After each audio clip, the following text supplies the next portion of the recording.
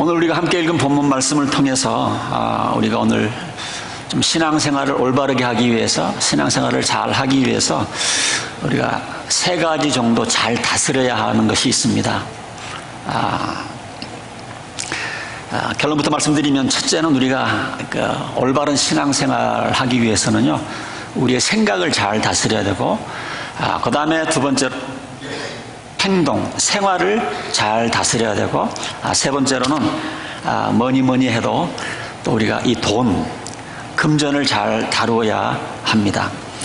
이 세 가지를 잘 다루지 아니하면 우리가 신앙생활을 제대로 할 수 없다. 사도 바울이 우리들에게 권면해 주는 말씀인데, 첫 번째로 우리가 올바른 신앙생활을 잘 하기 위해서 생각을 잘 다스려야 된다. 여러분들도 인생을 살아오면서 그런 생각을 쭉 하시면서 살아오셨으리라고 생각을 합니다.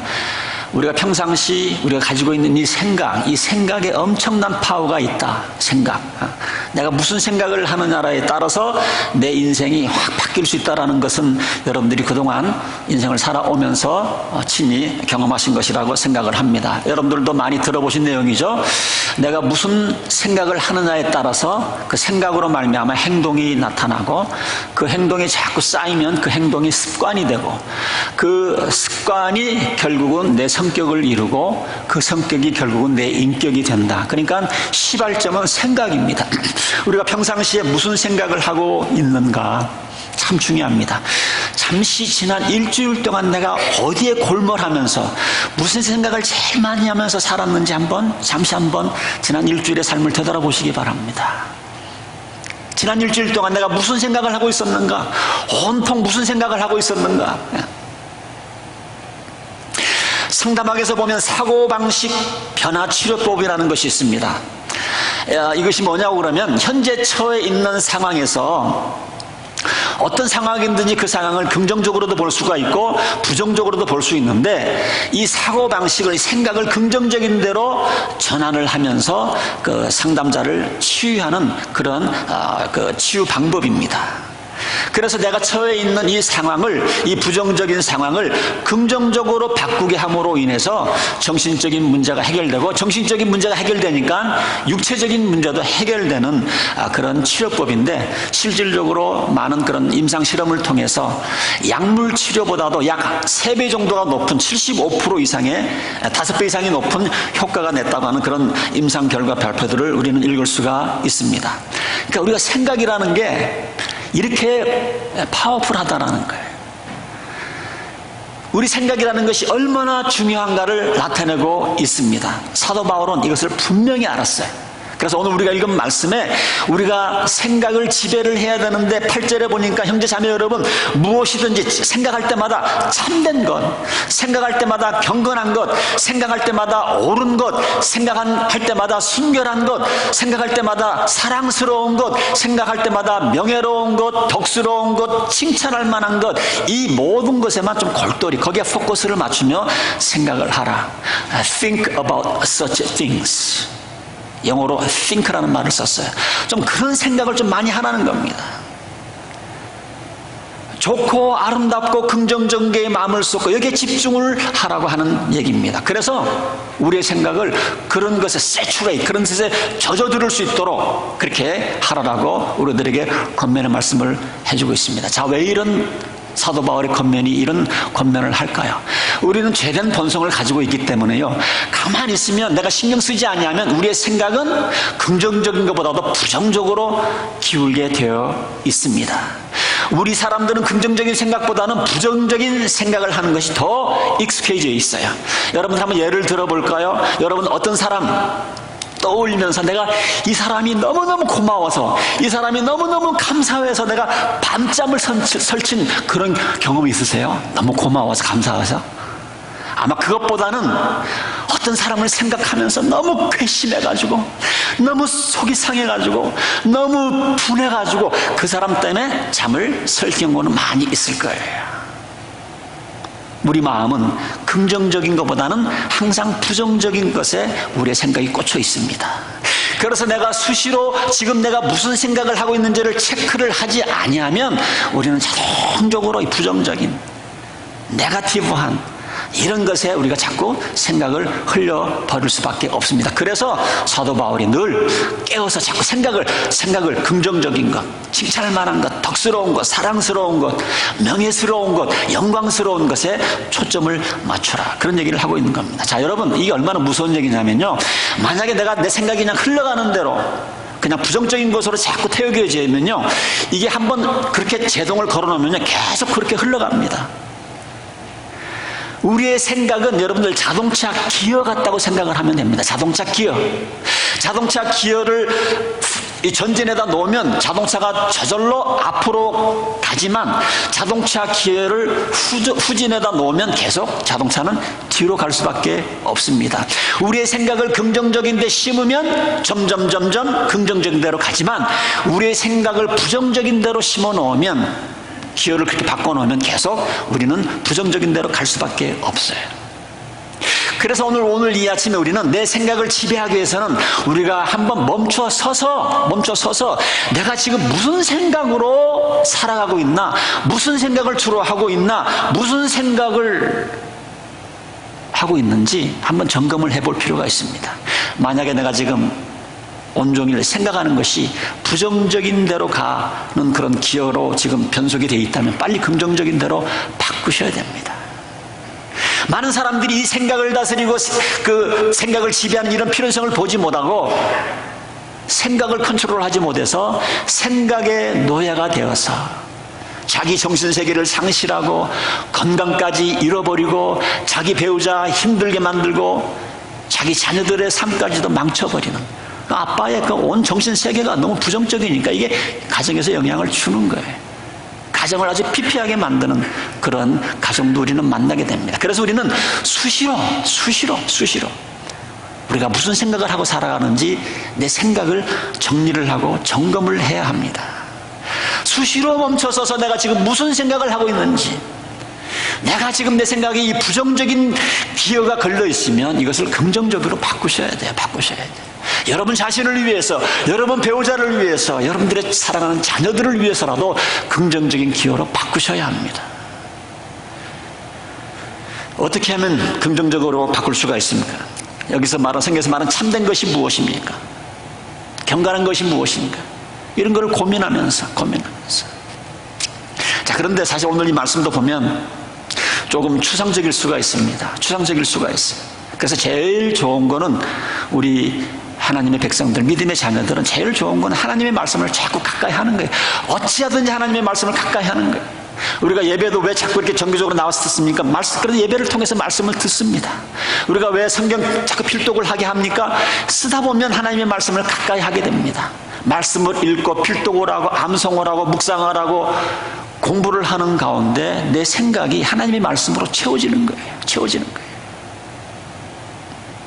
특별히 내가 처해 있는 어떤 환경이 부정적인 생각을 심어줄 수밖에 없는 환경이라고 그러면 그 환경에 알맞는 성경 구절을 요즘 구글이면 다 나와요. 내가 어떤 상황인데 그 상황에서 필요한 구절이 뭔가 구글 치면 다 나옵니다. 아니면 신앙생활 오래 하신 분들에게 물어보세요. 내가 지금 이런 상황인데 이런 상황에서 내가 말씀으로 힘을 얻을 수 있는 구절이 뭡니까?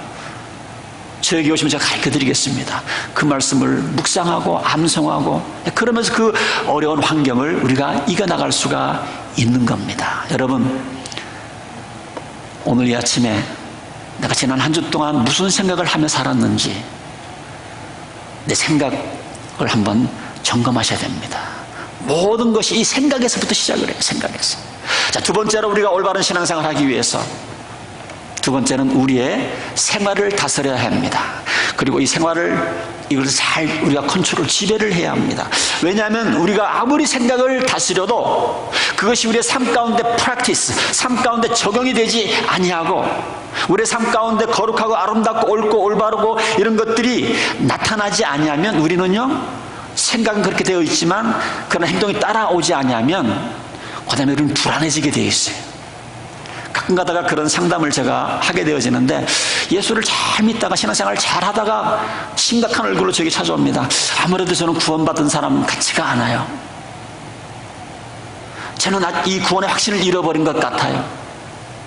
그래서 그런 분들에게는 구원의 확신을 심어줄 수 있는 성경 구절을 찾아서 이거 같이 읽고 이거 꼭 좀 외워오세요. 어떤 분들에게는 그것이 효과가 있는 사람들이 있는 반면 어떤 사람들은 그런 것이 효과가 없는 사람들이 있습니다. 왜 그런지 아십니까?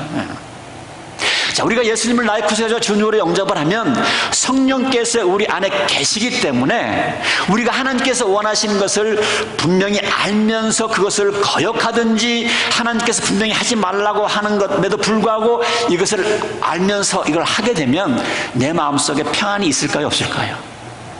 성령께서 원하시는 일을 하지 않았기 때문에 마음이 불편하고 불안한 거예요. 내 마음이 불편하고 불안하니까 내가 예수 그리스도로 말미암아 가지고 있었던 이 구원의 확신이 뭐예요? 아, 이제 없어지게 되는 거예요. 잃어버렸구나 하는 생각을 하게 되는 겁니다. 그럴 때에는 아무리 구원의 확신에 관한 성경 구절을 인용을 해도 소용이 없습니다. 왜 그렇습니까? 생활을 바꾸지 않았기 때문에. 생활을 바꾸지 않았기 때문에. 하나님께서 지금 하라고 하신 것을 분명히 알고 있으면서도 계속 거역합니다. 하나님께 순종하기 전까지 여러분 마음의 평안을 찾지 못합니다. 마음의 평안을 찾지 못하니까 불안하니까 내가 하나님의 자녀가 맞아? 내가 중생을 체험한 하나님의 자녀가 맞아? 이런 의심이 찾아올 때가 있습니다. 여러분, 그래서 우리가 올바른 신앙생활, 이렇게 우리가 마음의 평안을 얻기 위해서는 우리의 삶이 내가 생각한 대로 말씀대로 살아가는 이런 실천하는 삶이 우리들에게 필요합니다. 사도 바울도 8절에 아름다운 것, 좋은 것, 긍정적인 것 생각하라고 그래놓고서 9절에 생각만 하라고 얘기하지 않냐고. 9절에 가서는 그리고 여러분은 나에게서 배우고 받고 듣고 본 것을 뭐라고 그랬습니까? 그 다음에 보면 실천하십시오.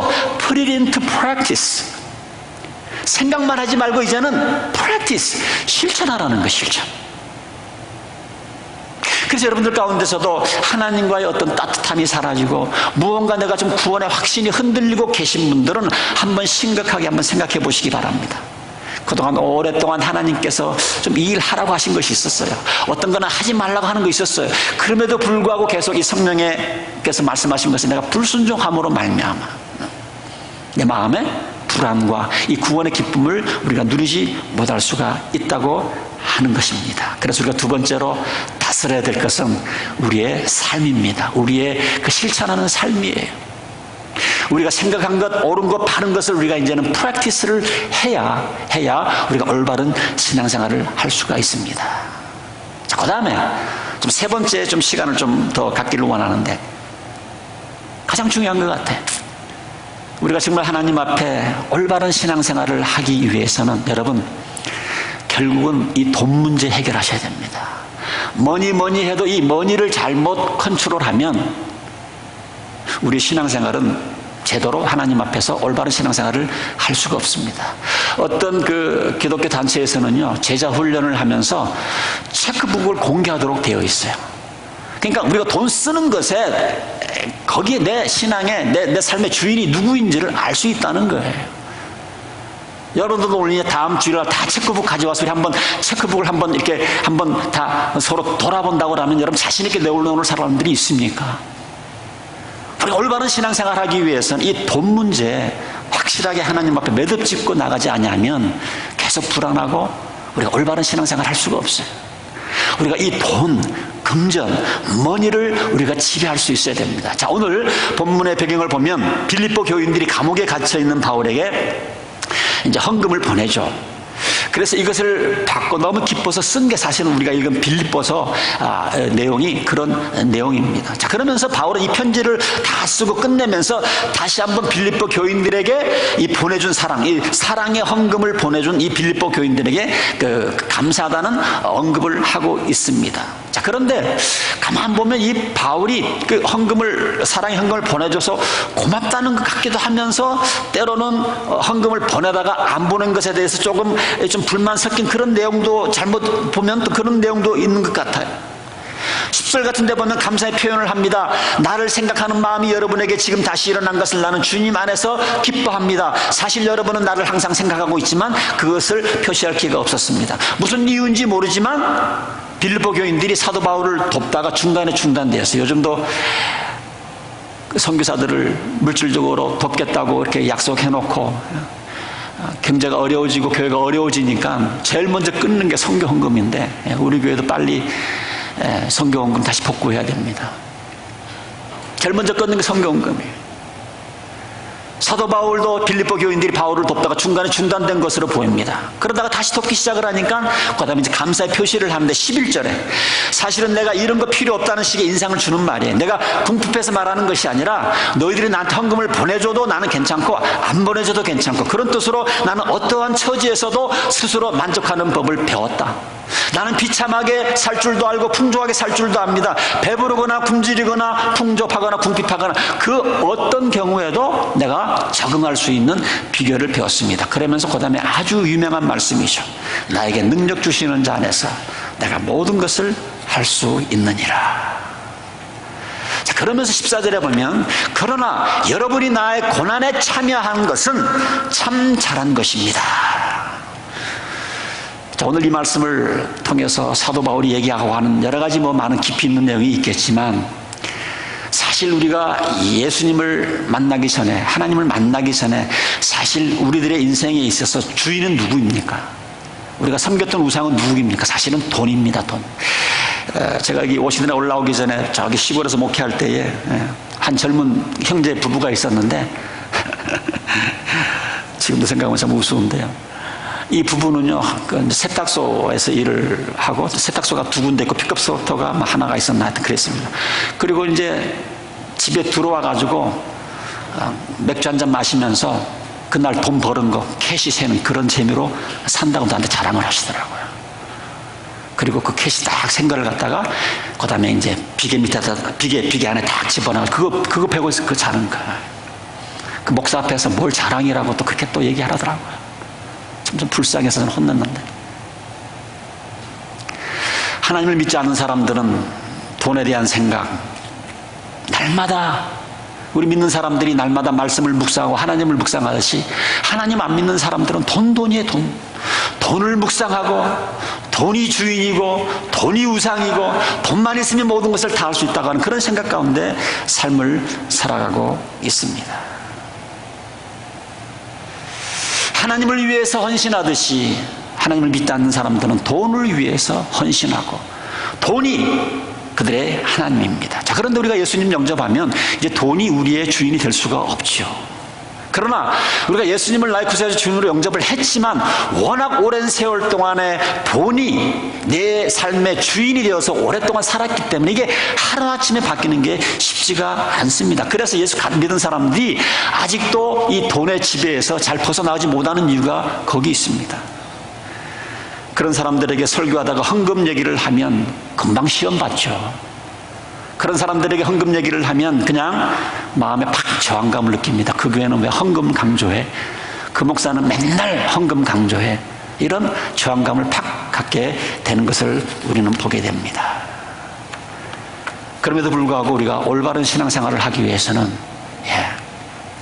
영어로 핫포테이로 뜨거운 감자이지만 결국 이 돈 문제를 여러분들이 잘 다스리지 않냐면 올바른 신앙생활을 할 수가 없어요. 자, 그러면 어떻게 해야 우리가 이 돈, 금전, 머니를 잘 우리가 지배하면서 지배를 당하는 게 아니라 지배하면서 살아갈 수가 있습니까? 오늘 사도 바울이 기가 막힌 얘기를 해주고 있어요. 첫 번째는 뭐냐?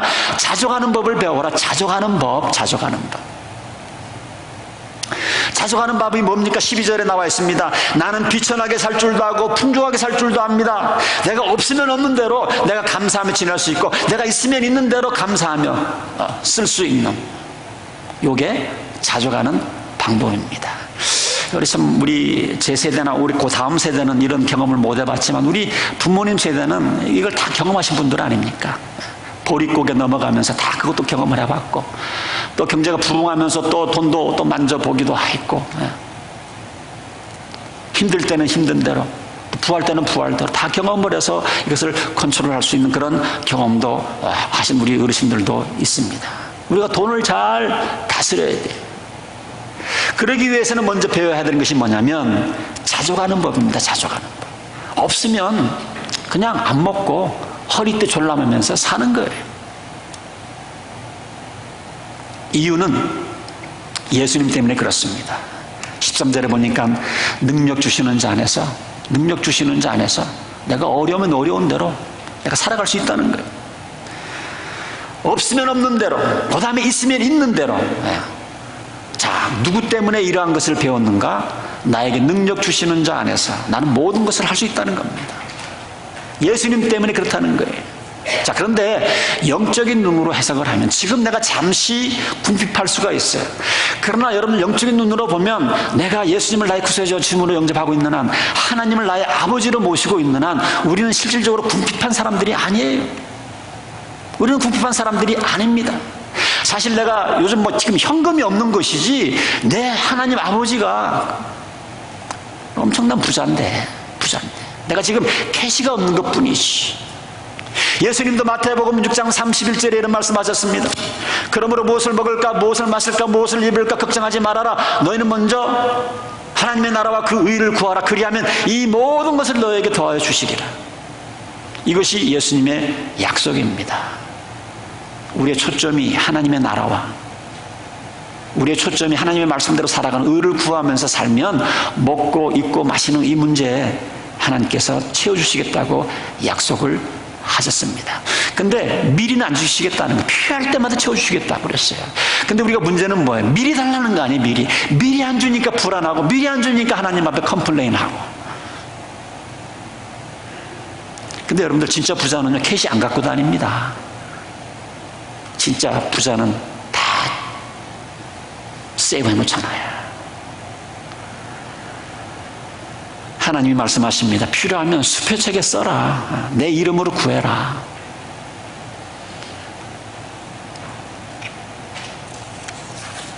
그렇기 때문에 우리가 궁핍할지 모르지만, 가진 것이 지금 현재는 캐시 없을지 모르지만, 정말 내가 필요할 때는 하나님이 공급해 주신다는 거예요. 공급해 주신다는 거예요. 그래서 우리가 없을 때에 너무 염려하지 마시고 기죽지 마시고 마음의 평안을 누리시는, 사도 바울이 오늘 참 귀한 얘기를 했는데, 그 다음에 이거는요 그냥 우리가 생각한다고 되는 것이 아니고 이거는 배워야 된다 이렇게 돼 있어요. 배워야 된다. 하루 아침에 되는 것이 아니고, 왜냐면 오랫동안 20년, 30년, 40년, 50년 동안 이 돈을 주인으로 알고 살았는데 이게 한순간에 바꿔지겠는가? 그러니까 조금 시간이 걸릴지 모르지만 배워라. 그동안 돈을 섬기면서 살았기 때문에 그 영향력과 지배력에서 벗어나는데 시간이 걸립니다. 그러나 우리가 이것을 배울 수 있고 배워야 된다라고 얘기를 합니다. 그러면서 바울은 동시에 말하기를, 나는 비천하게 살 줄도 알고 풍족하게 살 줄도 안다고 얘기를 하는 이유가 거기에 있습니다. 배부르거나 굶주리거나 풍족하거나 궁핍하거나. 근데 우리가 자꾸 이게 초점을 맞추는 게 이제 굶주리고 궁핍한 것만 얘기를 하는데, 그 다음에 여기 보면 배부를 때에도 적응할 수 있는 비결을 배웠다. 배부를 때에도.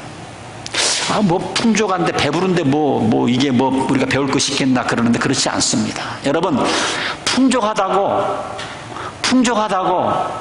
좋은 집에 산다고 올바른 신앙생활을 하고 마음의 평안을 누리면서 살아가는 거라고 여러분 생각하십니까?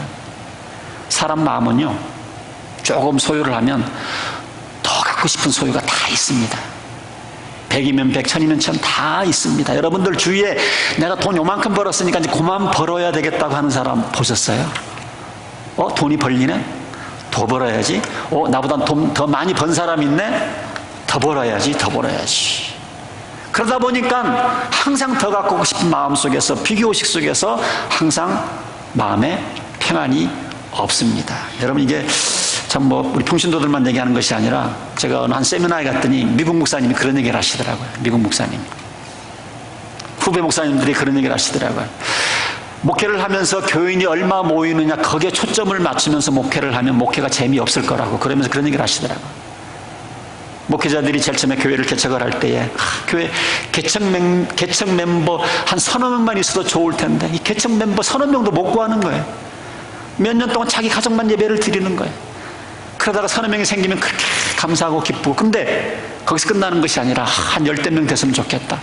또 10명 되면 한 40명 되면 70-80명, 70-80명 되면 한 100명, 200명, 200명, 300명이 되면 1000명이 넘는, 그래서 끝이 없다는 얘기를 하시더라고요. 그래서 우리가 갖고서 행복을 누리려고 그러면 일단은 지금 내가 가진 것에 대해서 만족할 수 있는 사람이 되어야 됩니다.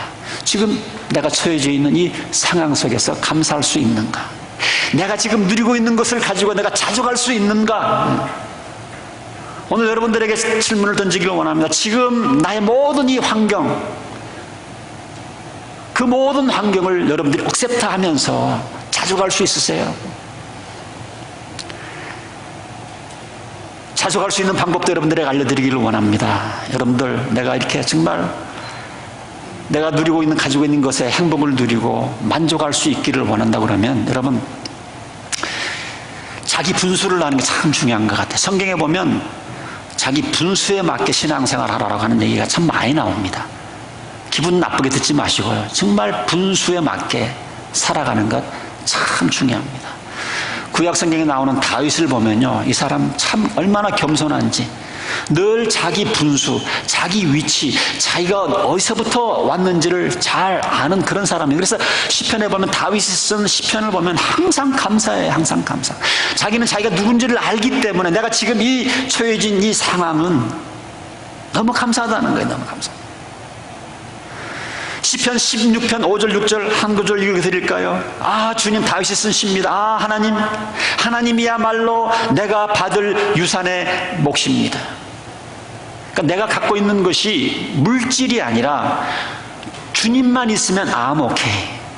내가 지금 좋은 집에 살고 궁궐에 살고 이것이 아니라 더 중요한 것은 내 삶 가운데 하나님이 있기 때문에 저는 행복하다. 그런 얘기를 하고 있는 겁니다. 이 다윗은 우리가 수표 책만 갖고 있으면 현찰이 없어도 된다는 것을 깨달은 분이 다윗인 것 같아요. 나의 운명은 주님 손에 달렸고 줄로서 재어서 나에게 주신 그 땅은 나에게 기쁨을 주는 땅입니다. 참으로 나는 빛나는 유산을 물려받았습니다. 계속 다윗이 쓴 시를 보면 이런 감사의 내용이 끊임없이 나옵니다. 주신 땅 너무 아름답습니다. 내 분수를 생각하면 하나님 어떻게 이렇게 어마어마한 땅을 주셨습니까? 그래서 다윗은 끊임없는 찬양과 감사의 시를 쓸 수 있었던 겁니다. 여러분, 자족하기를 원하시면 내 분수를 아는 게 참 중요합니다. 우리 자꾸 잊어버려요. 여러분들 지금 여러분들 마누라 나에게 과분하다는 생각을 하고 사세요? 결혼 초에는 그런 생각 좀 했을 거예요. 이거 나보다 과분하다. 여자도 마찬가지예요. 처음 결혼할 때 이 남편 과분하지. 근데 세월이 흐르면서 자기 분수를 잊어버립니다. 자기 분수를 까먹어요. 우리 한국 부모님들, 우리 자녀들 학교 가서 A만 받고 좋은 학교 가기를 바라는데, 여러분, 미국에서 태어난 아이들은 좀 덜 하겠지만 미국에서 태어난 아이들도 마찬가지. 이 동양 아이들이 서양 아이들 그 틈에 섞여서 운동하고 공부하는 거 그거 쉬운 거 아닙니다. 특별히 한국에서 태어나서 초등학교 때 왔거나 중학교 때 나오는데 얼마나 이런 그 문화적인 갈등이 심한데,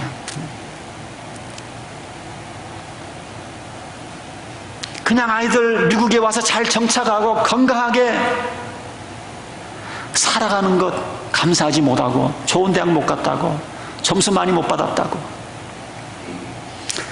우리 부모님들도 분수를 아셔야 됩니다. 분수를. 우리가 분수를 알아서 내가 이미 가진 것을 감사하면 그 다음에 생기는 것은 다 덤이에요. 덤으로 생기는 거예요.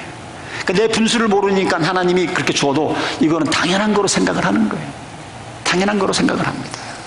여러분, 우리가 신앙생활을 정말 올바르게 잘하려고 그러면 자기 분수를 알아야 돼. 저는 참 이 교회에 올 때마다 늘 제가 제 분수를 알기 때문에 너무 감사하게 생각을 해요. 우리 집사님들도 마찬가지입니다. 자기 분수를 알고 내가 이 교회의 안수 집사가 되고 사역자가 된 거 하나님의 은혜지, 내가 훌륭해서가 아니야. 자꾸 내 분수를 아셔야 돼요.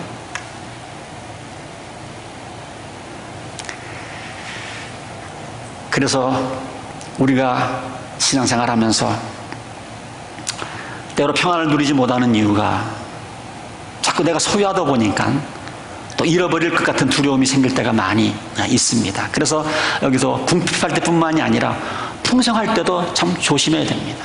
풍성할 때가 더 어떤 분들에게는 힘들 수가 있어요. 여러분들 뭐 뉴스를 통해서 아시겠지만 중국에도 이제 신흥 부자들이 많이 생기는데 부자가 됐다고 그래서 뭐 집을 더 오픈하고 뭐 벽도 안 쌓고 그럽니까? 갑자기 떼부자 된 사람들이 첫 번째 하는 게 담을 높입니다. 사냥개를 갖다 들여다 놓습니다. 도둑맞이 않으려고. 그러니까 더 두렵고 마음의 평안이 없고. 자, 그래서 성경은 뭐라고 얘기를 합니까? 내가 가진 것을 잃지 않을까 하는 두려움에서 어떻게 해방할 수 있는가? 청지기 의식입니다. 청지기 의식. 우리 신앙의 선배들은요, 1년 12개월 중에 1월달, 우리 신대경 전통기 1월달은 청지기의 달, 그래서 끊임없이 가리키고 그것을 프랙티스 할 수 있도록 이렇게 가르쳤던 그 기억이 제가 어렸을 때 납니다. 요즘은 이게 사라졌어요. 청지기 의식. 청지기 의식이 뭡니까? 내가 지금 가지고 있는 것, 누리는 이 모든 것은 내 소유가 아니라는 거예요.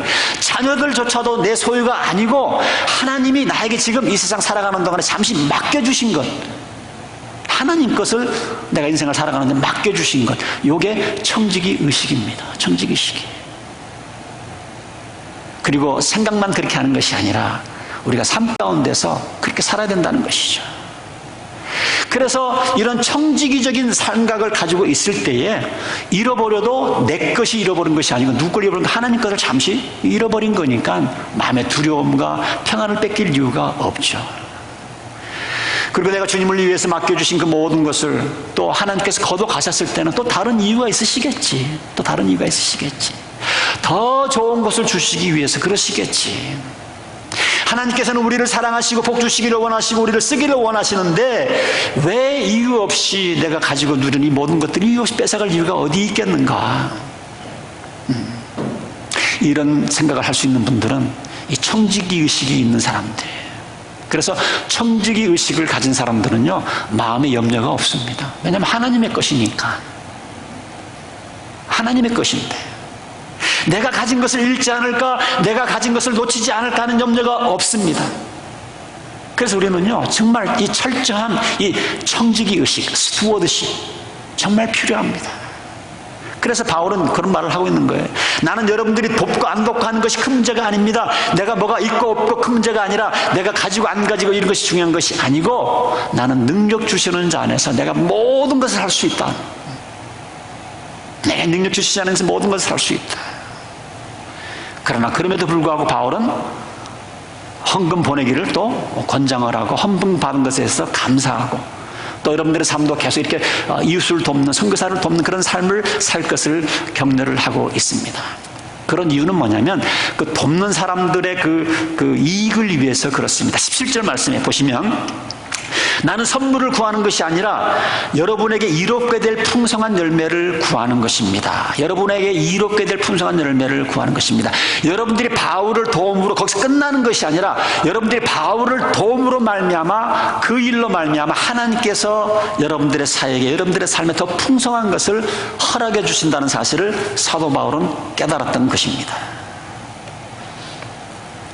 14절을 보면 그러나 여러분이 나의 고난에 참여한 것을 잘한 일입니다. 칭찬을 하고 있어요. 왜냐하면 빌립보 교인들이 바울을 도움으로써 바울의 사역에 빌립보 교인들이 동참하는 것이 되기 때문에 그렇습니다. 자, 여러분, 우리 한 가지 꼭 기억해야 될 것은 뭐냐면 우리가 평범한 곳에 태어나서 평범한 사람으로 태어나서 평범한 삶을 살면서도 우리가 놀라운 아주 비범한 일을 할 수 있는 그런 방법을 하나님께서 우리들에게 주셨습니다. 그게 뭡니까? 내 주위에 아주 놀라운 일을 하는 사람들, 비범한 일을 하는 사람들을 돕는 거예요. 돕는 거예요. 지난 주일날 우리 김은실 권사님 이름을 설명해서 죄송하지만 벌써 몇 년째 우리 이영룡 집사님 부부가 오면 이분들이 당뇨로 인해서 먹는 것에 굉장히 제한을 받기 때문에 꼭 오면 열무김치를 꼭 만드셔가지고 꼭 대접을 하십니다. 열무김치 살려면 장에 가셔야 되죠. 또 며칠 또 삭혀야 되죠. 해죠. 그릇도 담아와야죠. 얼마나 수고가 많습니까? 근데 김수근 목사님이 참 지혜로운 것 같아요. 이영영 선교사님이 그 받을 상을 자기도 대신 받겠다고 지금 그러는 거예요. 물론 그런 동교를 하신 건 아니겠지만, 올해도 멕시코 선교지를 방문하면서 또 쑥을 캐가지고 갈아가지고 쑥떡을 만들어서 이영용 집사님 드린다고. 말씀을 마치면서 마태복음 10장에 있는 말씀을 여러분들에게 읽고 말씀을 맺기를 원합니다. 내가 평범한 사람이지만 비범한 사람처럼 하나님의 축복을 받을 수 있는 그런 내용입니다. 예언자를 예언자로 받아들이는 사람, 예언자가 받을 상을 받을 것이요, 의인을 의인이라고 해서 맞아들이는 사람은 의인이 받을 상을 받을 것이다. 내가 진정 너희들에게 말한다. 이 작은 사람 가운데 하나에게 내 제자라고 해서 그들에게 냉수 한 그릇이라도 주는 사람은 절대로 자기가 받을 상을 잃지 않을 것이다. 우리 사랑하는 성도 여러분, 우리가 선교사님들이 받을 상, 예언자들이 받을 상, 크게 쓰임받는 그 주영종들이 받을 상을 나도 같이 받을 수 있는 길을 하나님께서 열어놓으셨어요. 주님의 일을 크게 하는 사람들을 위해서 기도하고 서포트하고 도와주고, 그럴 때에 그들이 받을 상을 우리도 함께 받게 될 줄로 믿습니다. 기도하겠습니다.